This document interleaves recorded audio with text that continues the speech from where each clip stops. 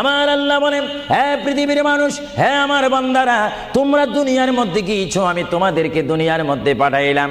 পাঠাইবার পরে আমি জানি তোমরা অনেক অন্যায় পথে যাবে, অনেক কাজ করবে, যে কাজগুলোর মধ্যে তোমাদের গুনাহ হয়ে যাবে। হ্যাঁ বান্দা, তোমরা গুনাহ করবে তাও আমি ভালো মতো জানি, তোমরা পাপ করবে তাও আমি ভালো মতো জানি।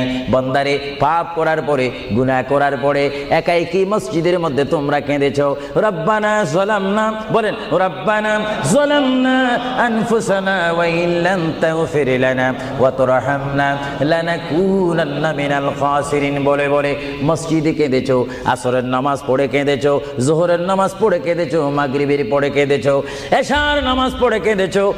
বান্দা, নামাজের মুসল্লা যখন বসে যাও, আমি আল্লাহকে তোমরা বারবার বল, আল্লাহ গো আমার গুনাহ মাফ করে দাও। তারপরও আমি তোমাদের এই গুনাহ মাফ করে নেই। তারপরও তোমরা নিশি রাত্রে, মানুষ যখন ঘুমে যায়, তোমার বিবি যখন ঘুম যায়, তোমার ছেলে যখন